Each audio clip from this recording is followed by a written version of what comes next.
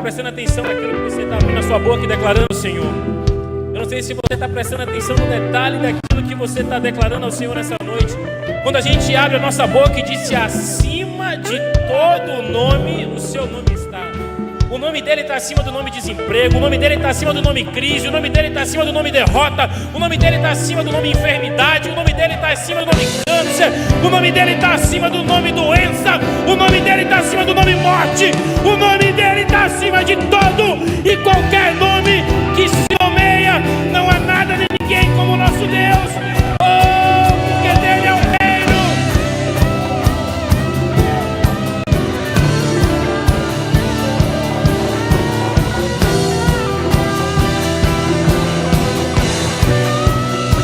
A morte venceste, o véu tu rompeste, a tromba vazia.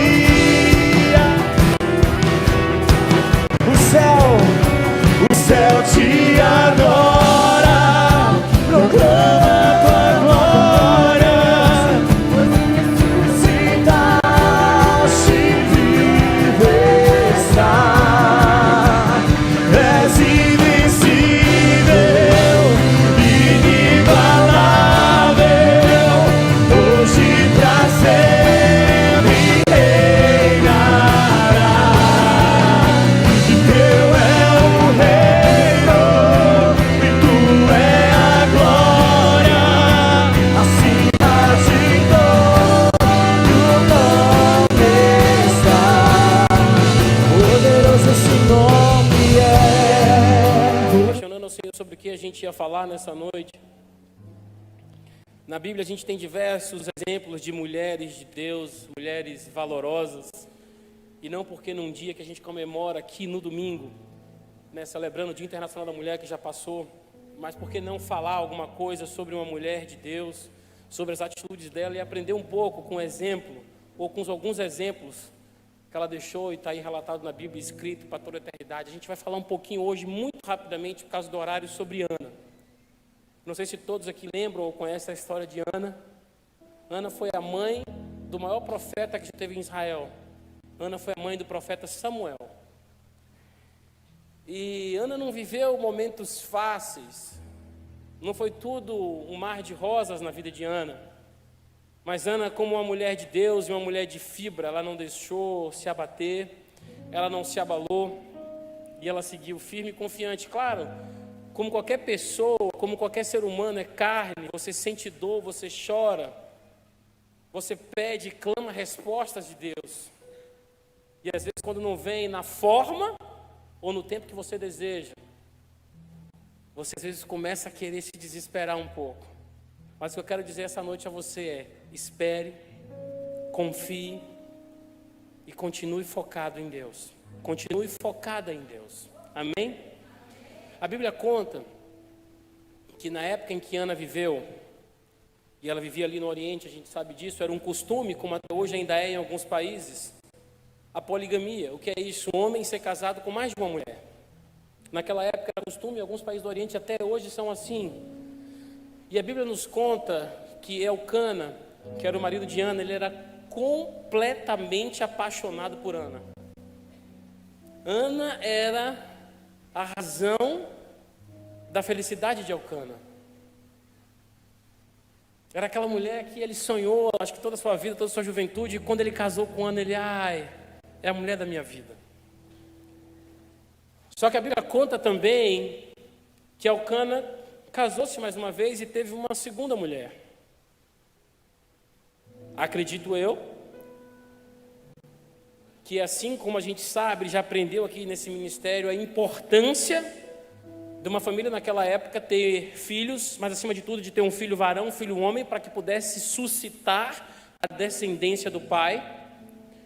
Por conta de Ana ser estéril, de Ana não poder conceber nem gerar filhos, acredito eu que essa foi a razão com a qual Elcana se casou com uma outra mulher.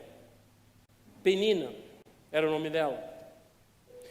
Por que eu digo que eu acredito eu que foi por essa causa? Porque a Bíblia deixa clara que Elcana era apaixonado por Ana. Tudo que ele fazia por Penina, na época de ir ao templo para sacrificar, ele dava a cota ou quinhão de Penina e dos filhos, e ele dava o dobro a Ana. E a Bíblia diz porque ele era apaixonado por Ana. O que me leva a concluir que ele só se casou com Penina porque ele precisava suscitar descendência. E Ana era estéril. Mas aquilo não foi fácil para Ana. Primeiro, se você parar para pensar, na cabeça de uma mulher, dividir o homem que ama deve ser muito difícil. E a Bíblia conta ali no livro de Samuel que Penina sabia que Ana não podia ter filhos e por isso ela caçoava de Ana, por isso ela abusava Ana. Ela gostava de fazer Ana passar, na verdade passar em rosto de Ana: eu sou mais mulher que você. Está vendo, ele te ama mais que a mim, mas você não é capaz de dar um filho a ele. E Ana foi vivendo diariamente dentro da sua casa uma vida de humilhação, uma vida de perseguição, por que não dizer uma vida até de derrota? Ela se sentia sem perspectiva, derrotada, porque ela tinha aquela outra mulher ali dia e noite, lançando em rosto: ele te ama, mas eu sou que sou mulher de verdade, porque deu filhos e filhas a ele. E Ana vivia numa situação de tristeza profunda, ela já estava. Quem que pese ela tinha o amor do marido e Penina não tinha, mas Penina tinha filhos e filhas e ela não. E naquela época a maior vergonha que uma mulher poderia ter era ser considerada incapaz de produzir um filho para o seu esposo. E era assim que Ana se sentia, incapaz, diminuída. Ela tinha uma vergonha maior ainda, porque o marido tinha uma segunda esposa que era sua rival e essa já tinha filhos e filhas. E provocava e irritava Ana. E Ana se viu numa situação meio que sem saída. E ela aí teve uma atitude correta. Quando ela viu que não tinha mais jeito, ela decidiu fazer uma coisa que ela deveria ter feito há muito tempo. Ela falou: eu vou orar e eu vou conversar com Deus. E eu vou explicar ao meu Pai do céu amoroso que me ama, o que eu tenho passado e o que eu tenho vivido e qual é o meu desejo. E a Bíblia conta que foi o que Ana fez. Naquele determinado período do ano ali nas festas, a Bíblia diz que ela subiu ao templo ali em Siló. E a Bíblia relata direitinho que Ana se humilhou diante do Senhor. Ela se prostrou e ela chorou. E ela rasgou o seu coração diante de Deus, pedindo por um filho. Ela deve ter dito: Deus, você está vendo a minha situação, você está vendo o que eu passo, você está vendo o amor que eu tenho ao meu marido, o que ele tem por mim. Tudo que eu quero é dar um filho a ele, tudo que eu quero é que ele suscite descendência através de mim. Eu quero sair dessa miséria, desse opróbrio, eu quero sair dessa situação, Deus. E a Bíblia conta que ela chorava, chorava e se humilhava. E aí o sacerdote ali, que tinha acabado de fazer a sua refeição, e estava sentado na sua cadeira, recostado ali em um dos pilares do templo, viu aquela situação de Ana. E a Bíblia conta que o sacerdote saiu de onde ele estava e foi chegando e se aproximando de Ana, e que ele não ouvia nada do que ela estava falando, mas ele via ela ali de joelhos e a boca abrindo e fechando, mas não saía palavras, e ela só chorava, chorava, chorava, chorava, ao ponto do sacerdote concluir uma coisa que não tinha nada a ver com a situação que estava se passando. Ele chegou a julgar Ana pelaquela atitude que ela estava tendo, ela e Deus. E ele fez um diagnóstico, mas um diagnóstico errado, porque ele achou que Ana estava embriagada, e ele chegou e repreendeu Ana dura e severamente. Para a gente aprender, uma lição que a gente pode aprender isso, é que a gente não pode e não deve julgar as pessoas pelas aparências. Às vezes a gente olha uma situação e antes de saber o que é que de fato está ocorrendo ali, a gente já faz o nosso pré-julgamento. Não, fulano está vivendo uma vida assim, Não, ciclano está assado. Não, porque fulano, a conduta dela, você vive dia e noite com essa pessoa. Você sabe o tipo de relacionamento que ela tem criado, você sabe o tipo de relacionamento que ela tem desenvolvido com Deus. Olha que a gente está falando de um homem de Deus, de Eli, sacerdote, e ele julgou a mulher. Por isso que só cabe a Deus julgar. Não julgue nem pré-julgue ninguém. Se você vê algo que te incomoda, apenas ore. Não, mas aquilo ali eu posso ir falar. Ore. Ah, não, mas eu quero agir. Pronto, jejue e ore então. E sirva de alguma forma. Mas não queira fazer pré-julgamentos, não queira julgar pessoas, apenas ore por pessoas, cuide de vidas, invista em vidas. Porque Eli errou ao julgar aquela mulher. Errou, se passou, porque ele julgou pelas aparências. E quem julga pelas aparências sempre dá em graves desvios. Por isso que não é nos permitido julgar ninguém. Isso cabe ao Senhor. E avançando um pouco mais nessa história da Bíblia, a Bíblia conta que Ana não somente pediu um filho a Deus, mas ela fez um voto a Deus, ela foi além. Ela poderia ter pedido um filho e pronto. Mas ela pediu um filho a Deus e ela fez um voto a Deus. E está lá escrito em 1 Samuel 1,11: Senhor dos exércitos, se benignamente atentares para a aflição da tua serva, e de mim te lembrares, e da tua serva não te esqueceres, mas a tua serva deres um filho homem, ao Senhor o darei todos os dias da sua vida, e sobre a sua cabeça não passará navalha. Ana desejava desesperadamente um filho, mas o desejo era tão grande e ardente que ela fez um voto a Deus: se você me der, eu vou te devolver. Deus, é tudo que eu quero, é tudo que eu sonho, é um filho, mas se você me der esse desejo, eu me comprometo contigo, que no dia que ele chegar e que eu desmamar, eu vou devolver ele a ti, e ele vai para a tua casa, ele será teu, e tu cuida do meu filho. Pense aí. Isso é pensar em Deus em primeiro lugar, amar a Deus sobre todas as coisas. Deus, eu quero, mas se você me der, eu te devolvo. Deus, eu quero, mas se você me der, é teu e tu cuida. Deus, eu quero, mas se tu me der, vai para a tua casa. E Ana assim fez. E ela fez aquela oração, fez aquele voto. E a Bíblia conta que ela conversou um pouco com Eli naquele momento que ele chegou para confrontar Ana, porque ele achou que ela estava bêbada ali na porta do templo. E logo após Ana conversar com o profeta Eli, a Bíblia conta, quando ela contou: não, eu estou aqui chorando, me humilhando diante de Deus, que eu estou querendo isso e aquilo outro, Deus, eu quero um filho homem, eu quero um filho varão. Quando ela terminou de conversar com o sacerdote, ele disse que ela poderia ir, que aquilo ia se cumprir. Ela teve certeza que Deus iria cumprir o desejo do coração dela. Mas ela teve tanta certeza que a Bíblia fala que antes dela chegar ali, ela não estava comendo, ela não estava se alimentando, ela só estava chorando de tristeza. E quando o homem de Deus disse a ela: vai que vai acontecer, ela limpou a lágrima do rosto, se levantou e foi comer. Sabe o que é isso? Isso é fé, meu irmão. Há quantos anos ela estava chorando e pedindo a Deus por um filho? Há quantos anos ela devia ter pedido, chorado, jejuado, pedindo a Deus por um filho? No momento que o homem de Deus chegou e disse: ei, pode ir que ele vai te dar o filho. Ela não ficou assim: não, mas será? Mas será que vem esse ano? Será que é daqui a 9 meses? Será que é daqui a 3 anos? Quando ele falou: pode ir que o filho vem, ela levantou, limpou o rosto e foi comer, porque ela tinha certeza que o filho já tinha chegado. Eu quero que você passe a aplicar isso na sua vida. Quando Deus falar com você que Ele vai te dar alguma coisa, pare de ficar pedindo repetidamente. Se Ele disse que vai te dar, agradeça, lave o rosto e siga seu caminho.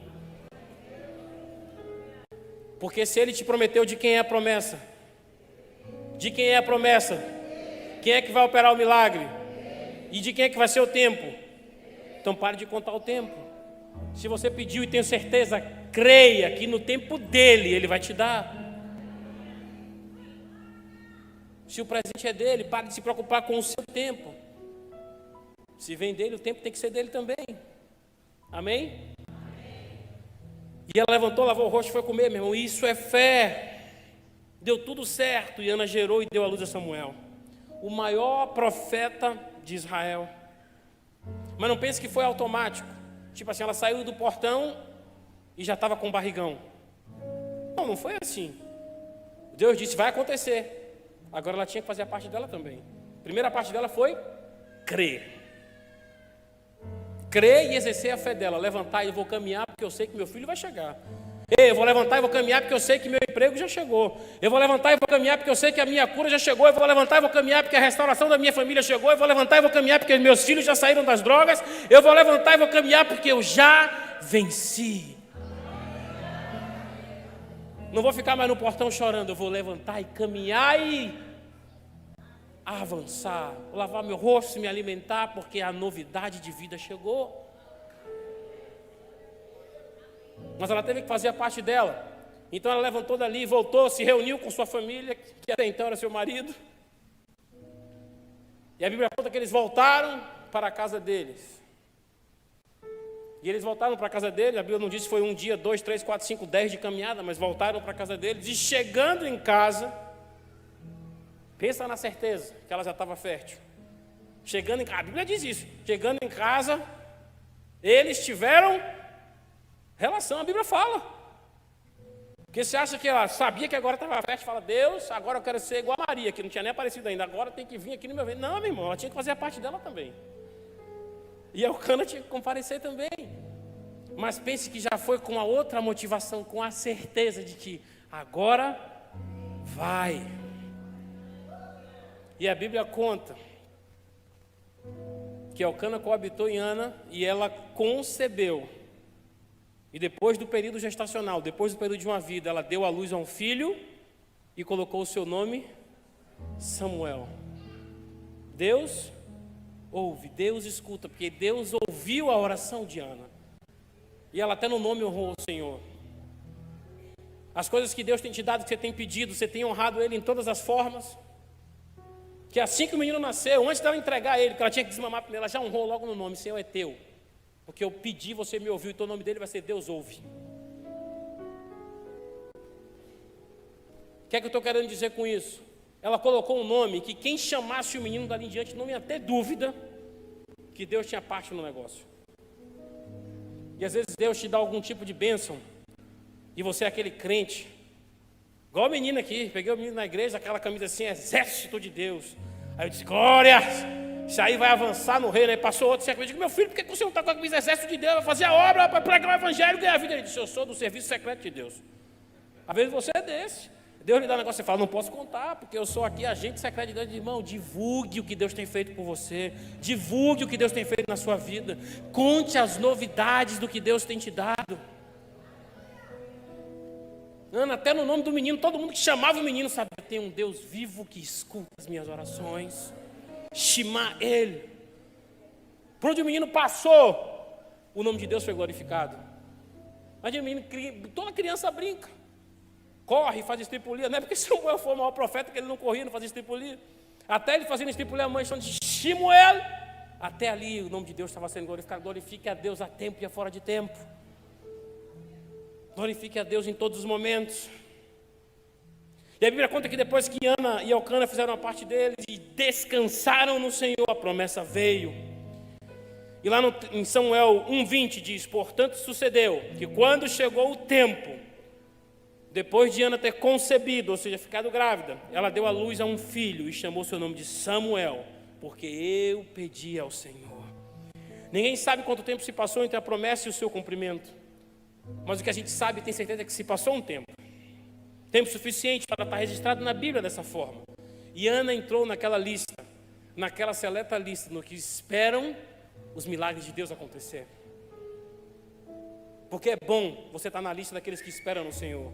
Sabe por quê? Porque uma coisa eu já te digo: os que esperam no Senhor, os que esperam no Senhor. Você pode dizer assim, não, mas é que eu estou esperando há muito tempo, eu estou cansado. Não está esperando no Senhor então, está esperando no seu relógio. Porque a Bíblia diz, os que esperam no Senhor renovarão as suas forças. Ah, mas eu estou cansado, não está esperando em Deus. Não, mas eu estou, não está, irmão. Quem está dizendo não sou eu, é a Bíblia. que esperam no Senhor renovarão as suas forças. Pode ser um dia, 5, 10, 15, um ano, 10, 5, 15 anos. Quanto mais você espera em Deus, mais a sua força cresce. Quanto mais você espera em Deus, mais a esperança vem sobre você. Quanto mais você crê em Deus e espera em Deus, a sua força se renova a cada amanhecer. Porque é a Bíblia que garante: os que esperam no Senhor renovarão as suas forças. O importante é que você tem que estar nessa lista do que se esperam no Senhor. Querem estar na lista daqueles que esperam em Deus. É importante dizer que Ana cumpriu o seu voto, mas passou o tempo suficiente para estar registrado na Bíblia, aquilo tudo. Mas é importante que ela cumpriu o voto a Deus. Quando o menino nasceu, quando o menino desmamou, ela foi lá e levou no templo. Você vai servir ao Senhor agora, todos os dias da sua vida. E Deus abençoou a vida de Ana. E a Bíblia conta que ela levou o menino, cumpriu a promessa, deu no tempo. O que é que aconteceu com Ana? Porque ela deu que ela tinha feito o voto a Deus: se você me der um filho, eu vou te devolver. Aí Deus deu um filho a ela. Ela foi, entregou a Deus de volta. Deus deu mais 5. Com Samuel 6. Comece a entender agora, a gente está chegando no fim da mensagem. Ela pediu 1, Deus deu 1. Porque ela devolveu 1, Ele deu 5 vezes mais. 5 vezes mais. E ela deu a Deus a vergonha de ser uma mulher incapaz de gerar. Definitivamente. Porque a promessa de Deus foi... O que Ana esperava de Deus, a gente com a nossa capacidade humana, diminuta, pequena, até para pedir as coisas a Deus, a gente pede pouco. Digo isso aqui sempre: nosso Deus é um Deus mega. Deus, Ele não tem começo nem tem fim. Imagina o tamanho de Deus. Deus pode fazer todas as coisas. Aí Ana podia pedir qualquer coisa a Deus, Ele ia fazer. O que é que ela pede? Um filho. Sabe o que é isso? Eu não vou dizer que é falta de fé, porque ela teve fé. Quando o sacerdote falou: vai embora que seu filho vai chegar, ela foi embora. Mas isso às vezes é falta de preparo, não sei. Porque qual é o pedido certo de Ana? Deus, eu não quero ter um filho, eu quero ser uma mulher fértil. Porque Deus podia ter dado um filho e depois agora você vai continuar como você era, minha filha. Você pediu um filho só, está dado, vida que segue. Não. Guarde no seu coração, tem muita gente querendo um filho de Deus, quando na verdade Deus quer te fazer fértil. Você está chorando aí pedindo: Deus, eu quero um emprego, Deus.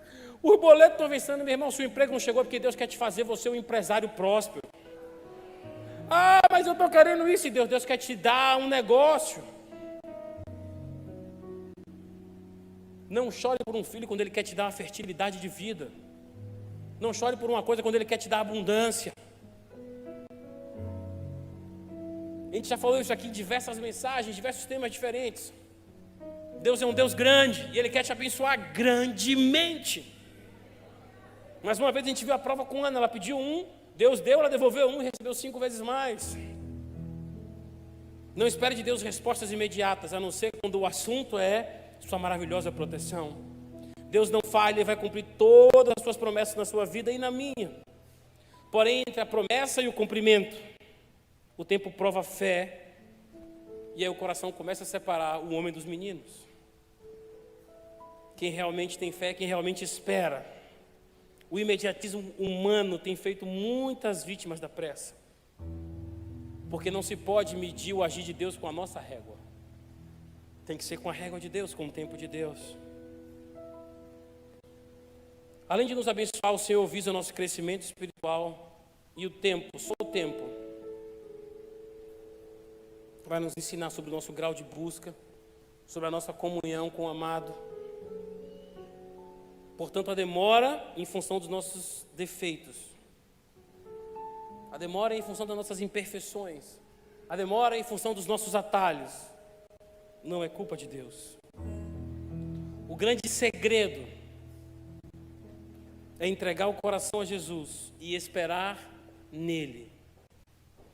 Porque aquele milagre que eu e você esperamos vai acontecer. Precisa que você creia, precisa que você tenha certeza, tenha uma confiança inabalável em Deus, que Deus está dizendo para você: eu vou fazer, eu vou trazer restauração, eu vou trazer cura, eu vou trazer novidade de vida, eu vou trazer fertilidade. Quando eu falo fertilidade, não é só sobre você, mulher, que porventura ainda não concebeu. Na Bíblia está escrito que no meio do povo de Deus não se achará mulher infértil. Basta você ter certeza daquilo que Deus tem preparado para você e se agarrar nas promessas de Deus. Senhor, eu sou tua serva. Eu sou povo de Deus, escolhido do Senhor. Estou no meio do teu povo e não vou ser infértil. Assim como se aplica para as mulheres. No meio do povo de Deus não vai se achar infértil espiritualmente. Deus tem promessa de vida e vida em abundância para mim e para vocês. Mas a gente tem que crer e exercer a nossa fé. Se Deus disse que vai acontecer, vamos avançar confiando que vai acontecer. Creia, não esmoreça. Que se a promessa é dele, ele vai trazer a promessa à realidade.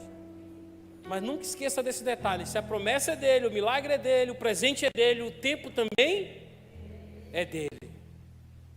Guarde isso no seu coração. Essas lições que Ana nos ensinou essa noite. A gente tem que crer, a gente tem que confiar, a gente tem que esperar, a gente tem que fazer a nossa parte. Se a gente votar, a gente tem que cumprir. Porque aquilo que Deus prometeu, Ele vai fazer na minha e na sua vida, amém?